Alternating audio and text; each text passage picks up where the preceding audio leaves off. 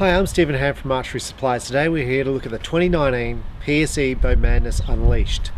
Now this is the Bowmadness lineup. Last year it was called the Bowmadness Epics. This year it's called the Bowmadness Unleashed. Now I'm not sure why they didn't call it the Bowmadness 3B, like they called the Drive the 3B. Now originally when I did the review on the 3B, I was like, why are they calling it 3B? Why don't they call it the Drive 2019? Now the 3B, which you'll see on this cam system here, refers, I think, to 3-track binary cam system.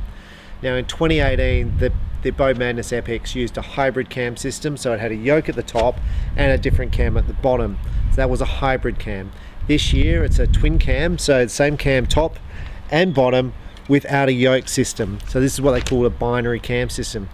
It first sort of came out with Bowtech, I'm going to say, but that's not even really fair because this type of cam system has been out on the market literally since cams were invented.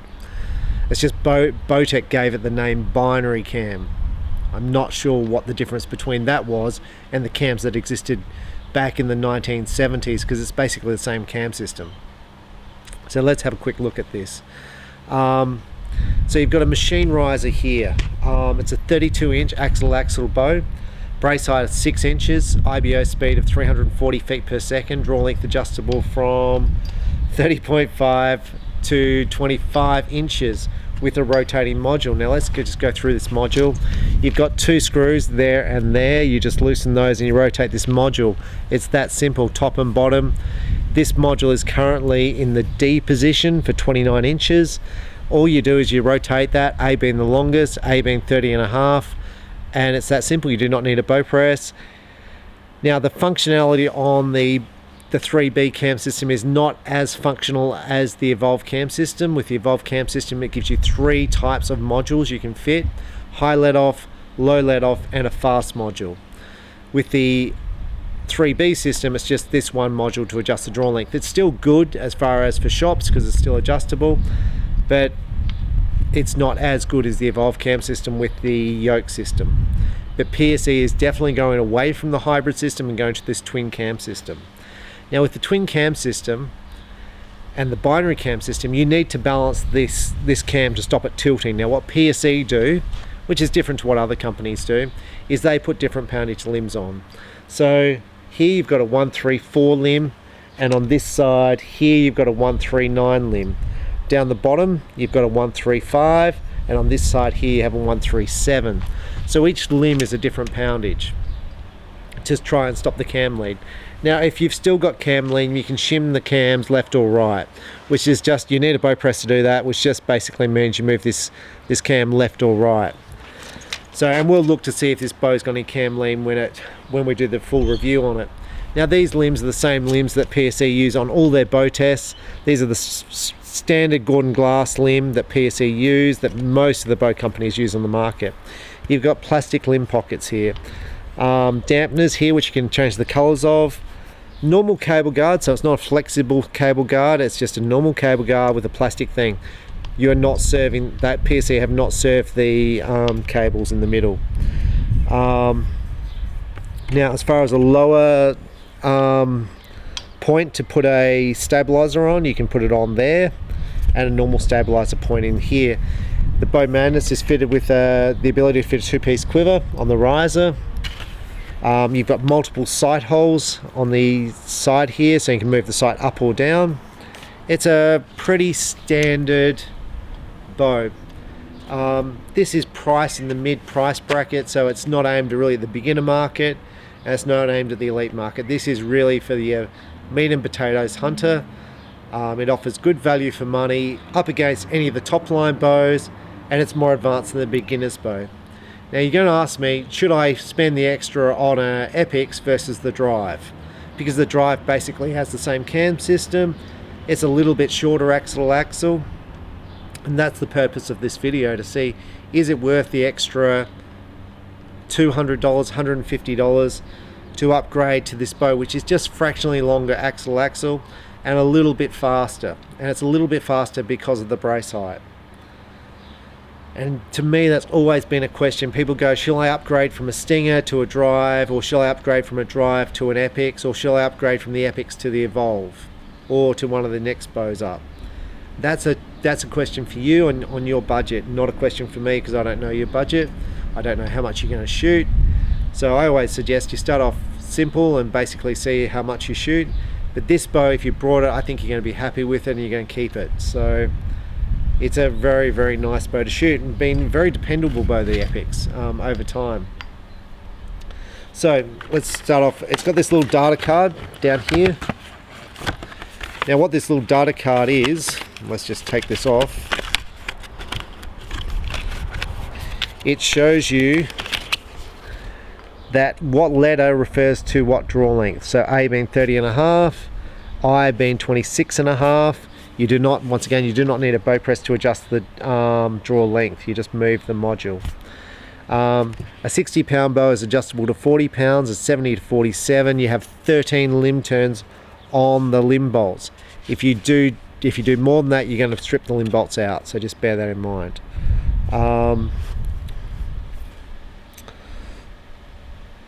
So let's look at the balance of this bow. Sorry, I'm just thinking. The balance of this bow is, it's near perfect. Fractionally, you can see it's slightly lining forward. Now I think that will just sit in my hand when I shoot. And the reason that will sit in my hand when I shoot is because my pressure point will be down here. So when I shoot, that will push forward a little bit. Now the weight on this bow feels pretty good. So let's just weigh it. 6-inch brace height, as I said. Let off is 85%.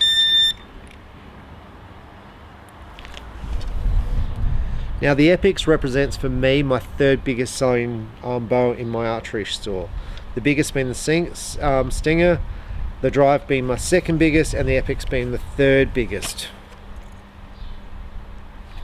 Now, unfortunately I've got kilos, so let's just change that to pounds.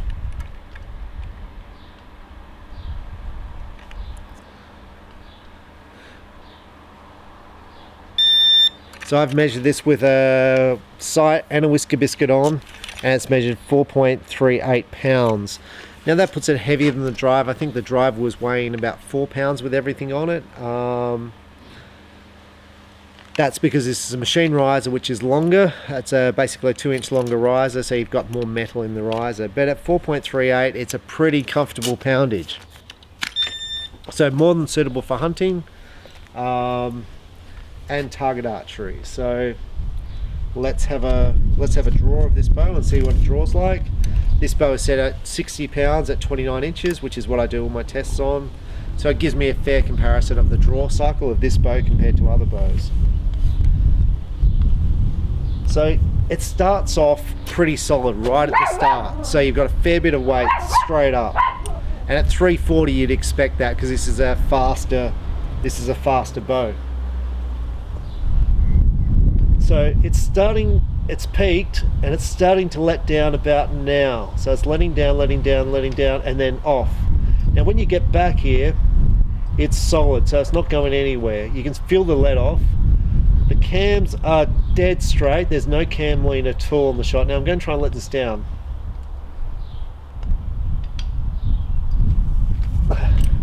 Now when you're back there, 85% let off. Now what does that mean? Now if this is a 60 pound bow and this was a 90% let off, it'd be 6 pounds. It's an extra 5, it's a less 5%, so it's going to be about 8 pounds of holding weight back here. So you've almost got to push it forward. Now that draw cycle was very, very easy as far as the let off. It didn't hump over. So when I was letting that bow down, it didn't hurt my shoulder. It didn't want to rip out of my shoulder all of a sudden. So a very simple draw cycle on this bow. So let's have a shot and let's see what it feels like. So I would say the draw cycle on this bow, as good as any other bow I've drawn. What's it like compared to the Evolve? Look, I'm going to say it's probably better than the Evoke draw cycle. To me, it's as good as any bow I've drawn as far as draw cycle. And if it's really shooting 340 feet per second, then that's a good draw cycle at 6-inch brace height, which is good. That's pretty impressive.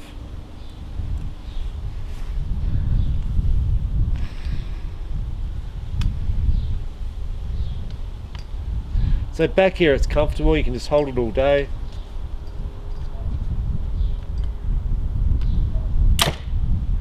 You can see the bow doesn't really move at all in my hand. It's quiet, there's no vibration. This is a nice bow to shoot. And this is what you expect from the Bowmadness Epics, the mid-price PSE bow. It feels very much like the Drive to shoot, just a little bit longer axle, a little bit more mass weight, but very similar to the Drive to shoot. Now let's put this thing over the chronograph. Now IBO speeds are measured at 70 pounds, about 30 inches with a very light arrow. I shoot 60 pounds at 29 inches, and I'm using a gold tip velocity 400, which is what I shoot all my tests with. 90 grain point. I think this arrow weighs 327 grains. It's the same arrow I do all my tests with. The last test I'm gonna say I did was the Drive, which was rated at 335, and it shot about 295. So I'm expecting a speed of around 300 feet per second with this bow. Let's see what I get.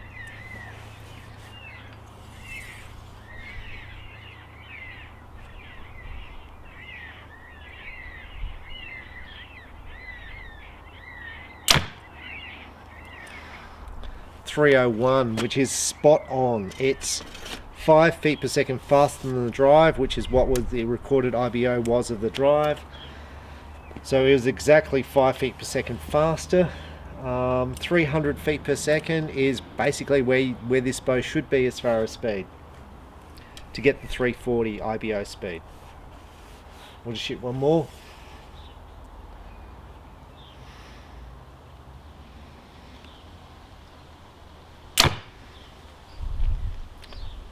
Actually, that one shot at 309. That's faster than I would have thought. So let's just shoot another one. Now the bow comes in black, this is the black paint finish. It comes in mossy oak, country camo. It comes in a cryptic camo. The mossy oak camo is a film finish as well as the cryptic. The strings are made by PSE, the live wire string system.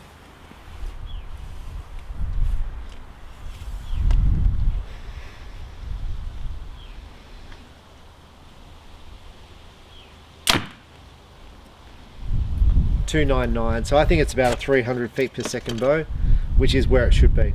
Now the live wire strings which are featured on this bow are made by Computer. It's a computer which they have which makes the strings. So basically everything is spot on.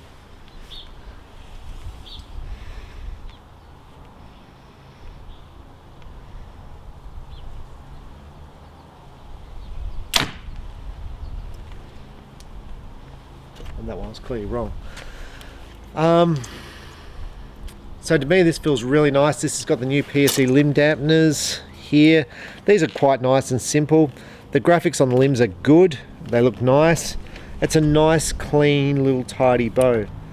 I really like it as far as the feel of the bow. Let's take this back to 18 meters and see how well I shoot with it. Okay, so I'm back here at 18 meters ready to shoot my shots. Now I have sighted this bow in. I've shot about probably 10 arrows and they did hit the center. I did shoot a couple of low arrows in the shots. The line was good, so I shot a couple of low arrows and the rest were pretty much in the middle. So I feel like I'll shoot pretty well with this. Whether it's as good as I shot with the Drive, because I really shot that really well. We'll see. Now I'm shooting with a basic Whisker Biscuit, which is $20, a basic 5-pin hunting sight, which is about $30. Basic D-loop, no peep sight, and some basic arrows. These are my target arrows. These are Victory VAP arrows that I use. They're about $200 an arrow, $200 a dozen made. The arrows I shoot for target. So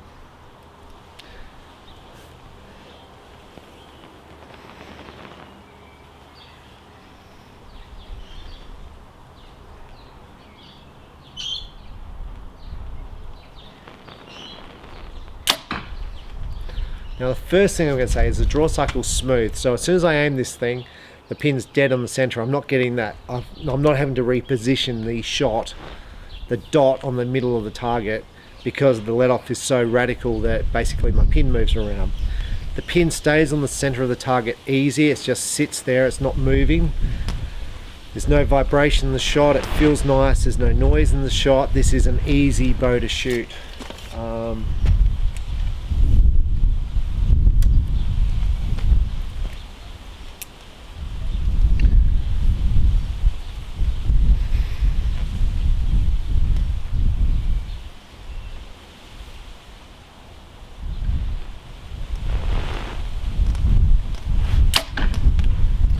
Now there is a little bit of wind around. I think that shot went low, and that's not blaming the wind. It could be me just thinking about stuff. The question I get from customers, is it worth spending the money to go up in the next price bracket for bows? The bow up from this would be the Response. I'm not sure what they call it this year because they had some naming issues last year in 2018, which is basically the same sort of bow with an evolved cam system with the yokes. And that bow is going to sell about $1,000, so an extra $200 to get the yoke system versus the binary cam system. And you're going to say, is it worth the money? And I'm going to say, I don't know. Depends what $200 is to you.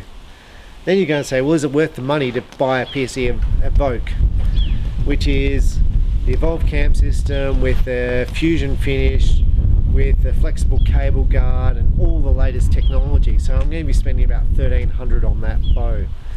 So it's an extra $500. It depends on how much money you make and how tight 500 is for you. I don't know if you're going to shoot any better with an Evoke than you would with the Bowmadness. Seriously, I just don't know if you'll shoot any better. Is the Evoke a nicer bow? Yeah, it is. But there are points with this bow which make this bow really nice. I like the weight of this bow compared to the Evoke, which is a bit heavier.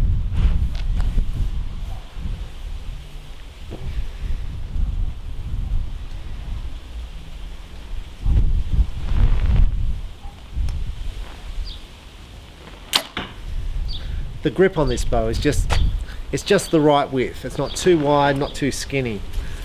It has all the features you need for a bow. So it depends what $500 is for you. If you're making lots of money and $500 doesn't mean much to you, or you go, look, this is what I do, I shoot bows and arrows, this is all I do, well, buy yourself the top of the line bow, which is what I tend to do. I don't go out, I just work and I shoot. That's all I do. So I tend to buy the best bows I can because that's all I do. I can't even think of the last time I had a holiday. So I just shoot and work.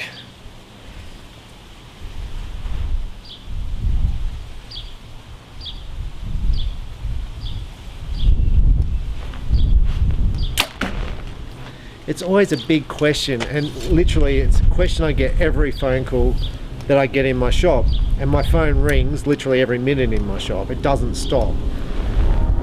It's always a question of how much money should I spend? Is it worth spending the money? And that's a question I never have the answer to because I can't, it's not my budget, it's your budget to decide. The more expensive, the Stealth is better than this bow. Absolutely is. It's carbon riser, has the evolved cam system, machine limb pockets, better cable guard. It has all the modern cons, but it's almost 3 times the price. Well, it's not 3 times, it's 2.5 times the price of this bow. So it's an extra 1,200 Australian dollars. Well, if you're making lots of money and you're like, well, it's $1,200 and $1,200 doesn't mean a lot to me, I pay that for a car service, for example, well then you go, well, I'll just buy myself the best bow I can.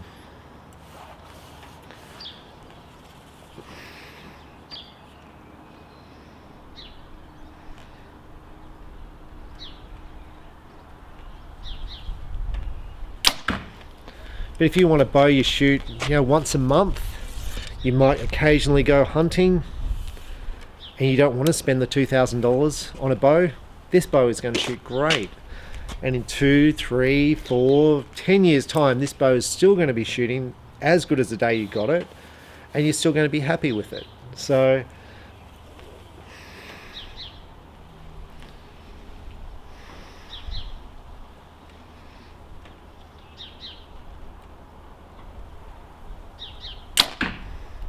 look, I like the PSE Drive, which is cheaper than this by about $200. It's a beautiful bow, but I would definitely spend the extra $200 to get the Epics because it's longer axle to axle, meaning it's a bit easier to shoot, less acute on the string angle. So just for me, $200, well, I'm going to say it's not a lot of money. It is a lot of money because I don't even buy myself coffee, right? But for me, I buy my bow, I tend to keep it, and I shoot it a lot. So I would spend the extra money. But if you're going to shoot at the bow very rarely, or you don't know if you're going to get into the sport, then you know the cheaper bows are probably a strong option for you to see how often you shoot.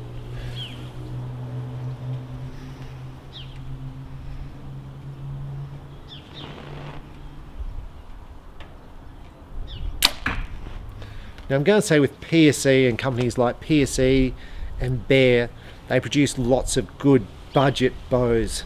Bows for beginners, bows for people on a budget, people who are, I'm going to say, hard-working people. So, I mean, if you're a doctor and a lawyer, you know, just buy yourself a top-of-the-line bow. But if you're an average wage earner, this is where the bows like the Drive, the Stinger, and the Epics come into play, because they shoot like an expensive bow. They're not quite as good, but you'll shoot the same results as you do with an expensive bow. Well, I think you will. I can't see my arrows down there, but I'm going to guess they're all right.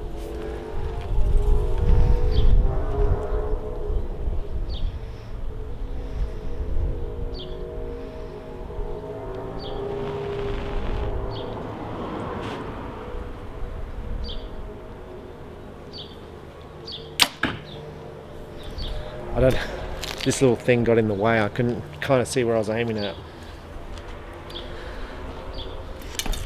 But this is a lovely bow to shoot.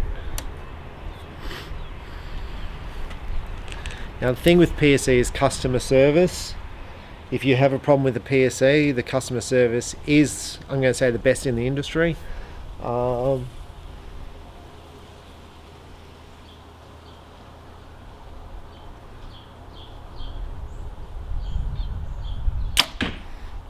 Now just on that, I'm going to talk about bow grip. Your hand should be like that, your knuckles at 45 degrees, not like that. If you're doing this, you're going to derail your bow when the bow's too heavy. Now I get about one derail at least in my shop a week, and the customers always go, the string snapped, or something was faulty. No, you derailed the bow. You absolutely derailed the bow. They put these bows through a shooting machine prior to release to simulate 25 years of shooting. And I can tell you how many times those bows derail in a shooting machine. 0. So it's clearly you. So just hold the bow correctly and don't shoot a bow where you're struggling to pull back the poundage.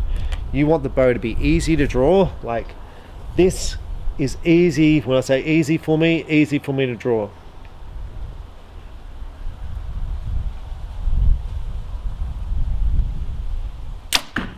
It's no use having a bow that is overpowered for you and you can't hit the side of a barn. But if it hits the barn, it goes straight through it. That is a waste of time. I mean, a 60-pound bow is going to go through the animals and out the other side. If you're hunting. So.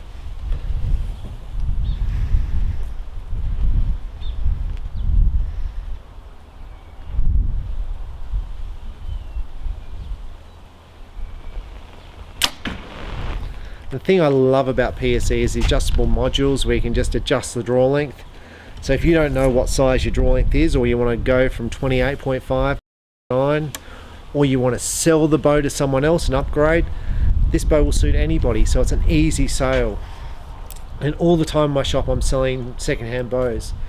And I tell you, PSE is just the easiest of all the bows to sell second-hand. You know, if I compare it to, I had the other day in my shop a brand new, when I say a brand new Hoyt Podium, and I had a brand new PSE Supra. So the Podium sells for about $2,200. Supra sells for $1,300 brand new. Now I had those bows listed second hand. Both of them, they were both brand new bows. They were both listed second hand as ex-demos, and I had a price tag of $900 on both of them. And the PSE Supra sold first. The Podium sold actually 3 times in the same day. It sold on the day I advertised it, pretty much. The Podium sat there for Podium, the next one along, the latest of the Hoyt target bows. I'm thinking Podium. They're all very similar. Anyway, whatever it is, that sat in my showroom for about 6 to 7 weeks before it sold.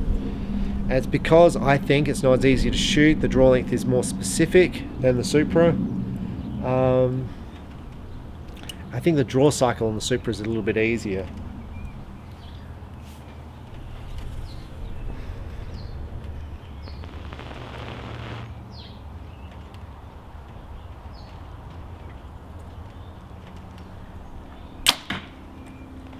Now that one was me, but it shouldn't have been that wild. I basically aimed off a little bit on the 9-10 ring, so that was just a bad shot. I think I torqued the shot a little bit. But overall, it's a nice bow to shoot. Let's go and check the grips out and see how good or bad I shot. Okay, so I'm up here at the target. Now these arrows in the middle are good. Now I've got 3 strays, and this was my last shot, I'm pretty sure, because this one I was aiming just there on the edge. I think I torqued a little bit. I was thinking to myself when I was shooting, I want to shoot that on that side of the 10 ring. And I wanted to stick the arrow right there, and that's where I was aiming. And I think when I aimed, I basically pushed off to the side. I had 2 low shots. I think that's where that little rope got in my eye because I had to lower my head. So I'm going to say the most important thing in archery is the archer. So when you look at new bows, and it doesn't matter which brand you look at, the bow is going to shoot okay. This bow shoots, that's a great group. The arrows in the middle are fantastic. You know, I've got 3 strays which are in the 8, or 1 in the 7 down low, and this is the stuff that you need to fix up as an archer. It's not the bow. The bow didn't shoot a 7. I shot a 7. I shot the 8, and I shot that 8 there. These are the stray arrows, and this is why I practice to try and get rid of those strays, so I know what I did for each of those shots. That I moved my head down a little bit further, changed my anchor point, or I torqued the grip a little bit to throw the arrow out here. And what I'm trying to do is get all my arrows clumped, because the worst thing in the world, if you're hunting, you don't want to be pulling back on that animal that you really want to shoot, and you torque the bow, or you do something just under the stress of the moment.